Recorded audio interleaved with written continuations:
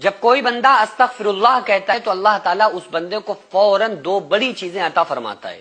لیکن عام طور سے لوگ استغفر اللہ پڑھتے تو ہیں، لیکن انہیں یہ پتہ بھی نہیں ہوتا ہے کہ یہ استغفر اللہ جب ہم پڑھیں گے تو اس کے بدلے ہمیں یہ مل کیا چیزیں رہی ہیں، اور اللہ تعالیٰ اس بندے سے کہتا کیا ہے. اور فرشتوں میں اللہ تعالیٰ فخر فرماتا ہے.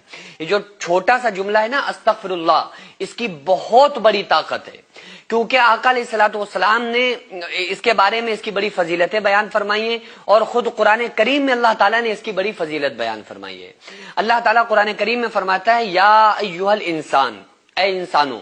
اس میں اللہ تعالیٰ نے کسی خاص مسلمان کو، مومن کو، نیکوں کو، نمازیوں کو مخاطب نہیں کیا، پکارا نہیں ہے، بلکہ اللہ تعالیٰ نے ہر انسان کو، گناہگاروں کو، خطا کاروں کو، مکار بے نمازیوں کو، سب کو اللہ تعالیٰ نے کہا ہے. اور کیا کہا؟ یا ایھا الانسان، اے انسانوں، ما غرک بربک الکریم، تمہیں اپنے رب کریم کے بارے میں کس نے دھوکے میں ڈال دیا، یعنی تم اللہ سے دور کیسے ہو گئے. اور جب کوئی بندہ استغفر اللہ پڑھتا ہے تو اللہ تبارک و تعالیٰ فرشتوں میں فخر فرماتا ہے، اور فرشتوں سے کہتا ہے اے فرشتوں دیکھو ہمارا بندہ ہم سے معافی طلب کر رہا ہے، ہمارا بندہ ہم سے بخشش طلب کر رہا ہے.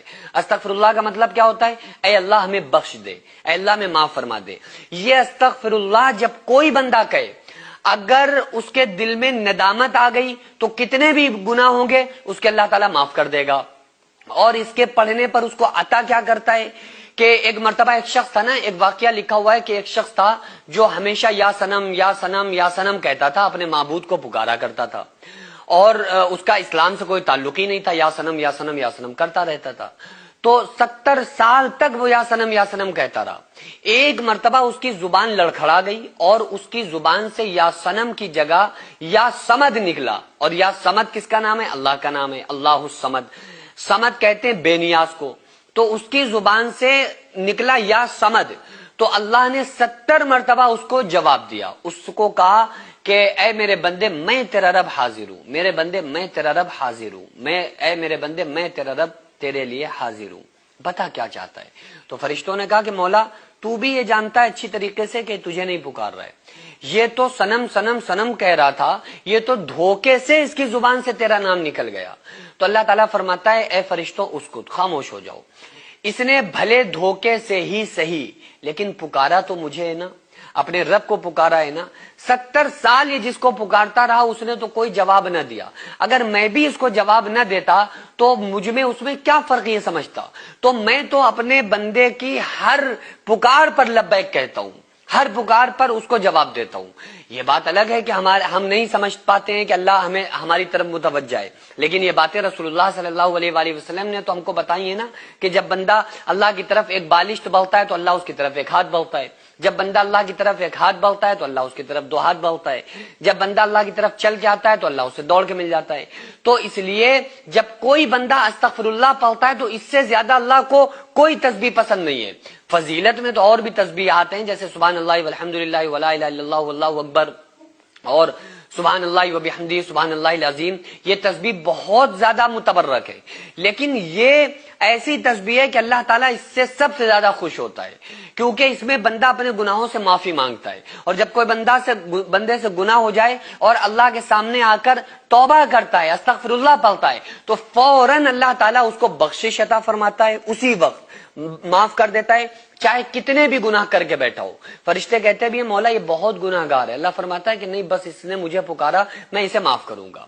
اور دوسری چیز کیا، اس کے ذہنی اور قلبی ایسا سکون عطا کرتا ہے کہ ایسا سکون اسے زندگی میں کبھی نہیں مل سکتا. آپ کبھی بھی آپ سے گناہ ہو جائے نا اور آپ اکیلے میں بیٹھ جائیں اور دل میں استغفر اللہ کہیں اور کہیں کہ اللہ میں معاف کر دے، یا 5واں کلمہ ہے استغفر اللہ ربی من کل ذنب اذنبت واتوب الیہ پورا پڑھ لیں، نہیں یاد ہے تو صرف استغفر اللہ پڑھ لیں اور کہیں کہ مولا ہمیں معاف کر دے. اور اس کے بعد اللہ کی یاد میں اگر آپ کے آنکھ سے آنسو نکل آئے نا تو اس وقت جو آپ کے دل کو سکون ملے گا، میں قسم کھا کے کہتا ہوں ایسا سکون آپ کو زندگی میں کبھی نہیں مل سکتا. اللہ کے سامنے رونے کا مزہ ہی کچھ اور ہے. جو لوگ اللہ کے سامنے رونے والے ہیں وہ دنیا میں کبھی کسی کے سامنے نہیں روتے، وہ کبھی کسی سے سوال نہیں کرتے. انہیں اللہ کے سامنے رونے میں لطف آتا ہے، انہیں اللہ کے سامنے رونے میں مزہ آتا ہے. وہ اللہ کو اپنا درد سناتے ہیں تو ان کا درد کم ہو جاتا ہے. وہ اللہ کے سامنے اپنے بوجھ کو رکھتے ہیں تو ان کا بوجھ ختم ہو جاتا ہے. صرف اللہ کے سامنے مشکلات کو بیان کرنے سے ہی ان کی مشکلات آسان ہو جاتی ہیں۔ یہ تعلق ہوتا ہے ایک مومن بندے کا اپنے رب کے ساتھ، اور یہ تعلق جس بندے کا اللہ سے پیدا ہو جائے، جس بندے کے دل میں یہ تعلق آ جائے، تو آپ سمجھ لیں کہ اللہ تبارک و تعالیٰ نے اسے دنیا میں ہی اپنا بنا لیا ہے۔ وہ پھر اللہ کا نیک بندہ بن جاتا ہے، پھر وہ مخلص بندہ کہلاتا ہے۔